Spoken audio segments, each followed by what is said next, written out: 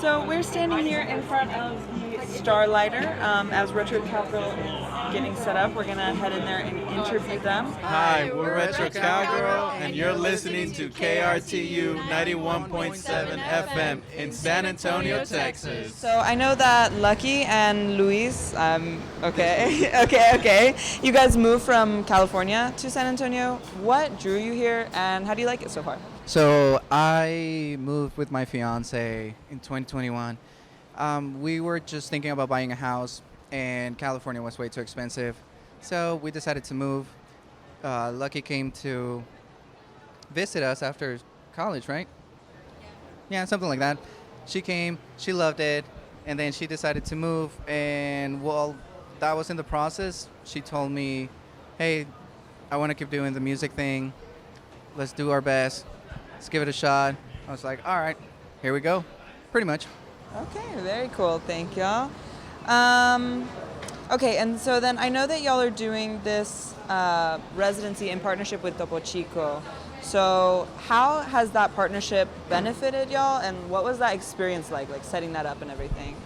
So we've been working with Topo Chico for maybe a little under a year now on different projects and stuff, and it's just been amazing working with them. They are so supportive, and they give us so much love, honestly. Like on all our posts, they're always putting like hearts and stuff, and yeah, it's always a great experience working with them, honestly.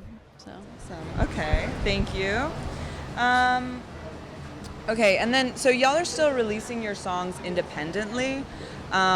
In your mind, what are the advantages of being independent, and do you ever see yourself signing with a label?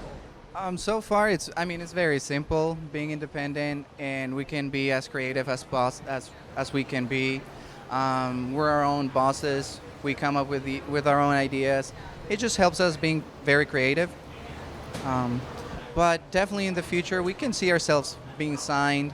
I think as long as it grows our career to whatever we want to do in the future, absolutely. We're always open for ideas, and that in mind as well. So I know that two of your members go to Trinity. So what is your experience as both a Trinity student and a musician? Not gonna lie, it's been kind of tough. Just balancing all my classes with rehearsals and performances and gigs. But these guys are so supportive and so understanding of if I can't make something or if I have to push something back. They're always super understanding. And same with Trinity. I always see people on campus wearing RetroCowgirl shirts, and it's super cool just to know that there's a community of people there that like us, and that, I don't know, I'm supported there as well. It's been good. That's awesome. Thank you. And then, so this is kind of more for all of you, but also still related to Trinity. We see a lot of marketing for y'all around campus, like posters in the bathrooms and everything. So do y'all feel like your approachability, because some of your members go there, helps to build a connection between y'all and the Trinity community? Definitely. Yeah, for sure. Yeah, all my friends have been super supportive at Trinity, and they're always coming to shows, and they're telling their friends about it, and it's made, I feel like, us a lot more successful at certain gigs for sure. Yeah, so I hope to see them tonight. So y'all's music videos are always super duper cool. What is the process that y'all have for making them, and how involved are you all in the creation? So we're actually really involved in the making of our music videos. I probably would say 50% of it is us, 50% of it is what the director wants to do.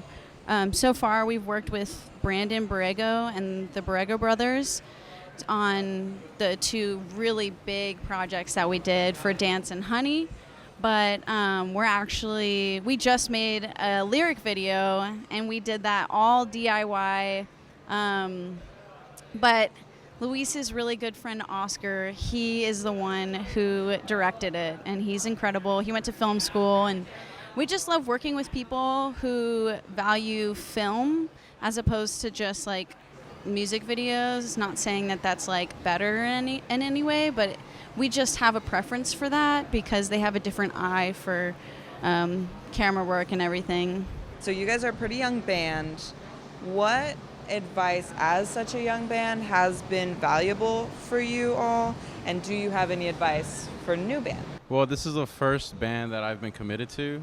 And I would say the only advice is just marketing, like putting yourself out there, making connections, making yourself presentable, basically. Like the stuff we're doing right now with props, that's like doing more than average bands. So it's kind of just going like above and beyond. And I think that's what really like makes us stand out, as a group. Yeah. I know I saw y'all's Instagram series of making the props, super cool. When you do something behind the scenes, it can always be content at the same time. So you can kind of like multitask with it, and like anytime that you're doing something that is for your band, you should be filming that and posting it, because honestly people love behind the scenes stuff from what I've seen so far. So yeah. One last thing, read How to Make It in the New Music Business by Ari Herstand. I think we've read it so many times. There's always new things that we learn from him. I don't read. He kind of tells me the story on Audible, which I like it better. But for sure, that's a great foundation for if you want to like get to know the fundamentals of like how to carry a band. On the same vein of y'all being a young band, is there anything that you would have done differently? I think I met these guys sooner because I joined the band like 6 months in. No, like 4 to 6 months in like RetroCowgirl. And I think it really changed my life for the better. It's more fun than just like sitting at home, doing the same thing as always. So yeah, it's always good to just go out, just do fun stuff like this. Yeah, I don't think there's any. I wouldn't change anything. I think we're just learning as we go. Everything is a new experience. This is a new experience, and no regrets. Everything is a lesson, honestly. We'll take it a day at a time. There's not really anything that I would change. It's more about doing things like sooner, but I feel like everything happens for a reason, as like cheesy as that is, and everyone says it, but like I really do truly feel that way. Like if something doesn't go our way, I always say like, well, there's something better coming, or there's a reason for that. No, just same. I agree with you. I agree with everything you just said. Yeah, same. Okay, awesome. So moving forward, do y'all have any big goals for the band? Like, what is the future looking like? Yeah, I mean, we do have goals. We are going to be releasing more music. We want to just expand our niche, our audience into other cities. That's a big goal of ours. Tour, for sure.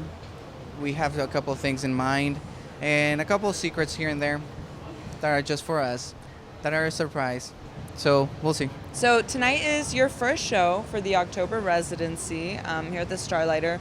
What is y'all's pitch for fans on why they should come? This is the most effort we've ever put into a show series, so we would love it if y'all came out and came to support us, and we love Trinity students. Honestly, the most out of everybody.